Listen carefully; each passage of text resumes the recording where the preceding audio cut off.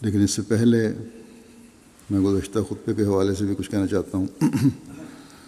گزشتہ خطبے میں نے ایک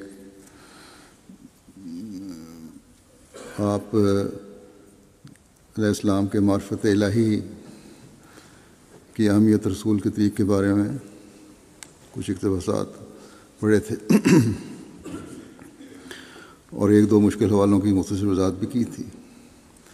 لیکن بعد میں جب میں نے اس خطبے کا ابتدائی انگریزی ترجمہ سنا اور پھر الفضل میں چھپنے کے لیے خطبہ تحریری شکل میں میرے سامنے آیا تو مجھے احساس ہوا کہ ایک اقتباس کی وضاحت صحیح طور پر نہیں ہو سکی، جس کی وجہ سے شاید مختلف زبانوں میں ترجمہ کرنے والوں کو دقت ہوئی ہو، اسی طرح تحریر میں لانے والے کو بھی دقت ہوئی۔ اس لیے آج میں پہلے اس اقتباس کی چند سطریں یا اس کا کچھ حصہ پڑھ کر آسان الفاظ میں اس کو مختصراً بیان کروں گا یا بیان کرنے کی کوشش کروں گا کہ حضرت مسیح علیہ السلام کا جو علم کلام جو ہے اس کو بڑی گہرائی میں جا کر غور کرنا پڑتا ہے، سمجھنا پڑتا ہے۔ اس بات کی وضاحت فرماتے ہوئے کہ احکام الہی پر عمل بغیر معرفت الہی کے نہیں ہو سکتا، حضرت مسیح علیہ السلام فرماتے ہیں کہ علم اور معرفت کو خدا تعالیٰ نے حقیقت اسلامیہ کے حصول کا ذریعہ ٹھہرایا ہے، اور اگرچہ حقیقت اسلام کے وسائل اور بھی ہیں جیسے صوم و صلاۃ اور دعا اور تمام احکام الہی جو 600 سے بھی کچھ زیادہ ہیں، لیکن عظمت و وحدانیت ذات اور معرفت شیون و صفات جلالی و جمالی حضرت باری عز اسمہ وسیلۃ الوسائل اور سب کا موقوف علیہ ہے، کیونکہ جو شخص غافل دل اور معرفت الہی سے بکلی بے نصیب ہے وہ کب توفیق پا سکتا ہے کہ صوم اور صلاۃ بجا لاوے یا دعا کرے یا اور خیرات کی طرف مشغول ہو۔ ان سب اعمال صالحہ کا محرک تو معرفت ہی ہے، اور یہ تمام دوسرے وسائل دراصل اسی کے پیدا کردہ اور اسی کے بنین و بنات ہیں۔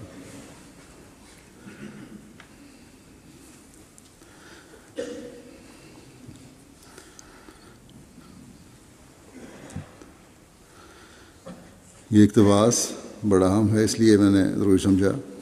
کہ عام آدمی کے سمجھنے کے لیے بھی اس کی کچھ وضاحت کر دوں۔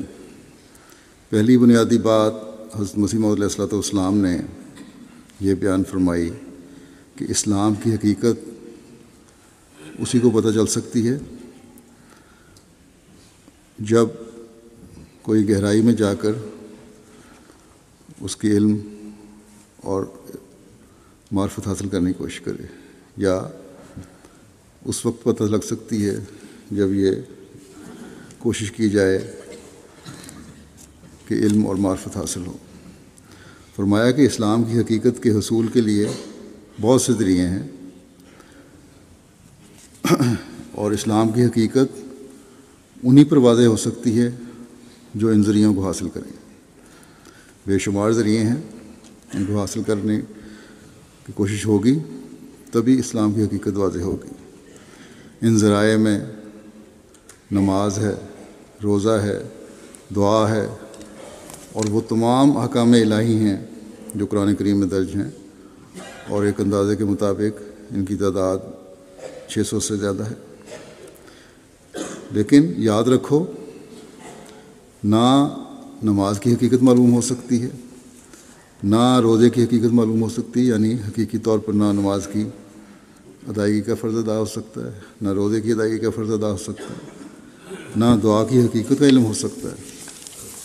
نہ ہی قرآن کریم کے باقی احکامات کا صحیح فہم و ادراک ہو سکتا ہے۔ ان سب باتوں کی گہرائی، اہمیت اور حقیقت کا علم تبھی ہوگا جب اللہ تعالیٰ کی عظمت کا علم اور معرفت حاصل ہو۔ جب اللہ تعالیٰ کی ذات کی وحدانیت کی معرفت حاصل ہو، یہ یقین ہو کہ وہی ایک خدا ہے اور اس کے علاوہ کوئی اور خدا نہیں، اور پھر فرمایا کہ اللہ تعالیٰ کی جو مختلف صفات ہیں، جن میں صفات جلالی بھی ہیں اور صفات جمالی بھی ہیں، ان کی نئی سے نئی شان کا فہم و ادراک اور معرفت نہ ہو، اس وقت تک احکامات پر عمل نہیں ہو سکتا۔ اللہ تعالیٰ کی صفات کا ادراک ہوگا تو تبھی اس کے احکامات پر عمل بھی صحیح طرح ہو سکے گا۔ گویا اگر نماز، روزہ اور باقی احکام کی روح کو سمجھنا ہے تو جیسا کہ اللہ تعالیٰ نے فرمایا ہے قرآن شریف میں دوسری جگہ، کل یومن ہوا فی شان، یعنی ہر گھڑی میں وہ ایک نئی شان میں ہوتا ہے۔ اس کی معرفت حاصل کرنا ضروری ہے۔ بس اسلام کی حقیقت اور عبادات اور احکام الہی کو سمجھنے کے لیے بنیادی چیز اللہ تعالیٰ کی عظمت کا علم ہونا، کتنی عظیم ذات ہے وہ، اللہ تعالیٰ کی وحدانیت ذات کا علم ہونا، اللہ تعالیٰ کی صفات جلالی اور جمالی کے مختلف پہلوؤں اور شانوں کا علم ہونا ضروری ہے۔ ان صفات کی مختلف شانیں ہیں، یا اس کا علم اور معرفت حاصل کرنے کی کوشش کرنا ضروری ہے۔ اگر پوری طرح ادراک نہیں بھی ہوتا تو انسان کو کوشش کرنی چاہیے کہ اپنی عبادات کو بجا لانے کے لیے اور احکامات پر عمل کرنے کے لیے یہ کوشش کرے کہ اللہ تعالیٰ کی ان صفات کی معرفت حاصل کرے، کیونکہ تمام احکام الہی پر عمل کا انحصار اسی معرفت الہی پر ہے۔ آپ نے فرمایا کہ جو غافل دل ہے، جس کو علم ہی نہیں کہ معرفت الہی کیا چیز ہے، اللہ تعالیٰ کی وحدانیت ذات و صفات کی شان اور عظمت کیا ہے، وہ کب نماز میں یا روزے کی ادائیگی میں اس کا حق ادا کرنے کی توفیق پا سکتا ہے، یا دعا اور صدقہ و خیرات کی طرف توجہ دے سکتا ہے۔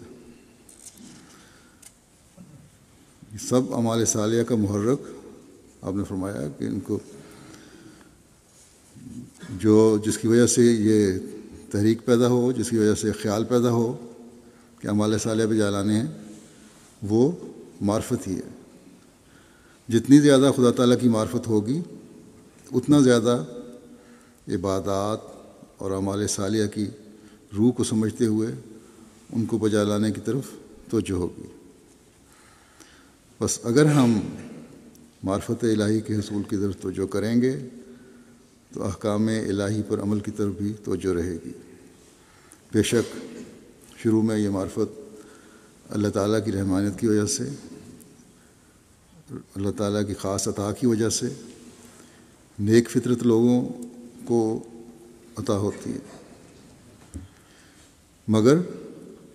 پھر یہ معرفت ایمان کی خوبصورتی اور اعمال صالحہ کے بجا لانے سے بڑھتی جاتی ہے، اور انسان اس مقام پر پہنچ جاتا ہے جہاں اسے حقیقی اسلام کا پتہ چلتا ہے، صرف نام کا اسلام نہیں رہتا،